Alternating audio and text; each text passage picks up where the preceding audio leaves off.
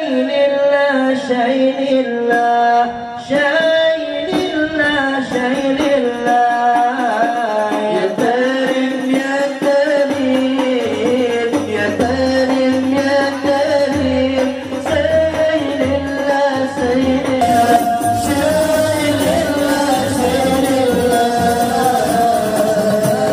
الأولياء بلدات الأولياء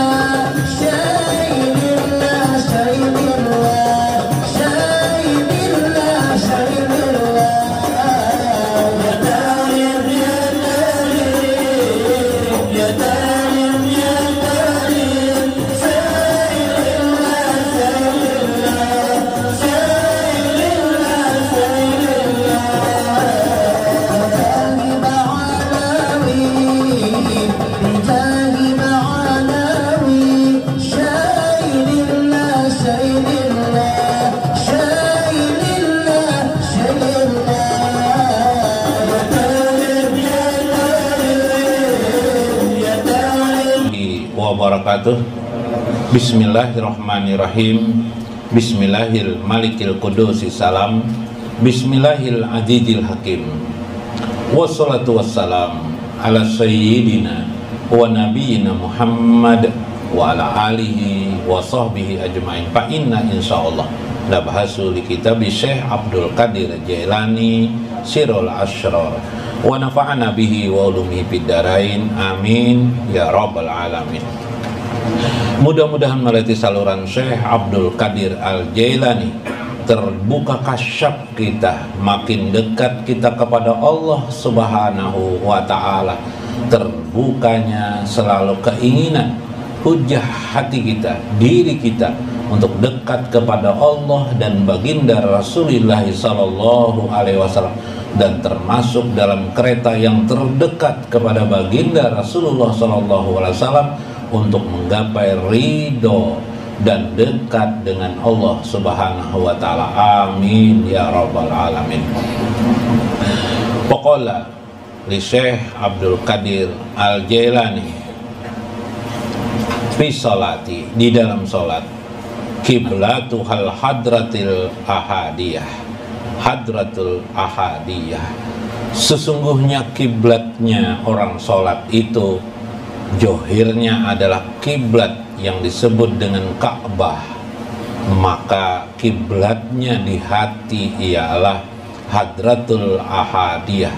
Bagaimana kita bisa menghadirkan hadrah atau disebut dengan hadrah muhadarah, yaitu ahadiyah Allah Subhanahu wa ta'ala.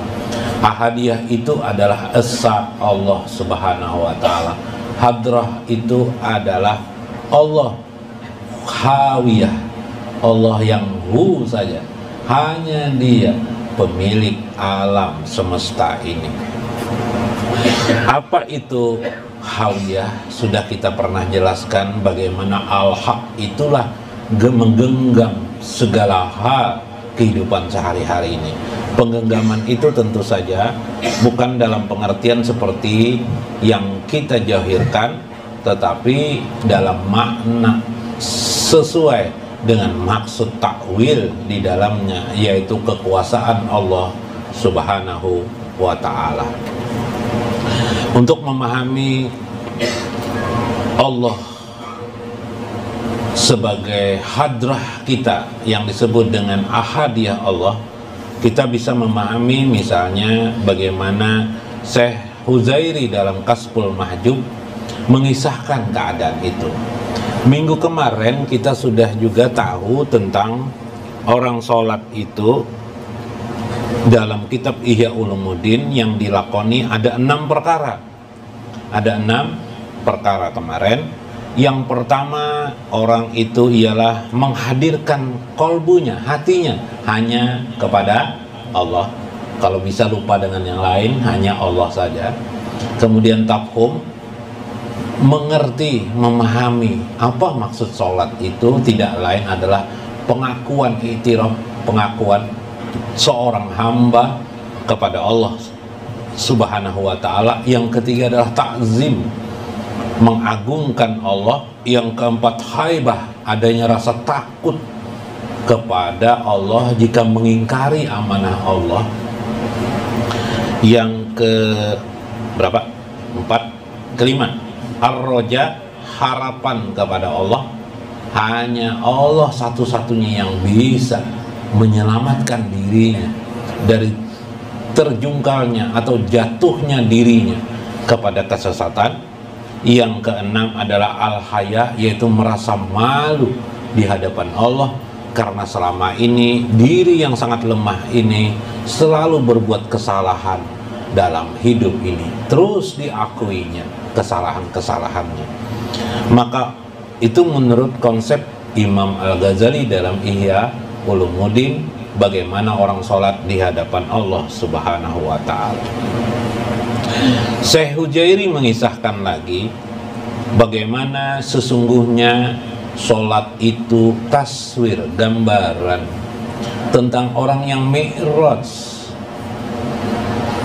ke Sidratul Muntaha yang terjadi pada baginda Rasulullah Sallallahu Alaihi Wasallam. Orang yang mi'raj sebagaimana Nabi mi'raj, sesungguhnya Nabi itu dalam keadaan panah kemarin. Panah itu goiban, adanya satu kegaiban yang tidak dikenalinya lagi kecuali hanya tahu bahwa Allah Subhanahu wa ta'ala. Bukan berarti dirinya tidak ada, dirinya tetap ada panah itu, tapi tidak menyadari lagi ada eksistensi, ada keberadaan dirinya. Hebatkah? Apakah tidak ada lagi? Yang ada itu hanyalah yang dia tahu hanyalah kebesaran atau keindahan Allah Subhanahu wa ta'ala. Itu panah anil musyahadah, bahkan panah yang tertinggi bahkan tidak tahu lagi apa yang disyahadahkannya. Yang diketahui hanyalah Allah Subhanahu wa ta'ala. Nah, inilah yang disebut dengan wahtarakat kuwatuhu, kekuatannya menjadi terbakar. Jadi dia terbakar, orang terbakar artinya sirna, ya kan? Terbakar itu menjadi arang, menjadi abu, panas, akhirnya jadi abu, hilang, maka sirna. Yang ada dirasakannya hanyalah Allah Subhanahu wa ta'ala. Adanya Allah itulah disebut dengan ahad, Allah Subhanahu wa ta'ala. Jadi makna ahad dari segi bahasa sudah kita kenali, dari segi asma kita kenali kemarin. Ahad itu nama Allah sebelum, atau sebutan, ya, sebutan bagusnya begitu, sebutan bagi Allah sebelum alam semesta ini. Adapun itulah sebutan Allah adalah ahad. Ya lebih pelah hawiyah, itulah zikir huwa itu, yaitu la ilaha illahu, tidak ada Tuhan selain dia. Kita membahas juga arti makna Allah, lafaz Allah. Kemudian setelah Allah apalagi lahu, ya elillah. Allah juga maknanya dia juga, lahu dia juga artinya, ha dia juga artinya, ha dia juga artinya, hu artinya dia juga. Makanya kalau zikir Syekh Abdul Karim Seman Al-Madani, hu. Ah itu dari alif, itu alif dan ha. Alif itu artinya ahad, ha-nya itu artinya hu, ya dia, ha bagi dia juga. Karena nama Allah itu Allah itu apa? Nah, makanya nama Allah itu sampai sekarang ulama pun tidak bisa mengartikan. Hebatnya nama Allah ini. Hanya artinya sesungguhnya apa? Hu. Allah itu apa? Nama Tuhan. Nama Tuhan itu kan tambahan kita, ucapan kita, ya enggak? Itulah lafaz Allah yang sangat sakral sekali. Dipecah pun maknanya gitu juga.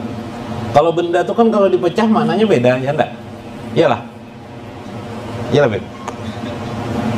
Pecah seorang. Botol dipecah ya kan, jadi botol pecah ya kan.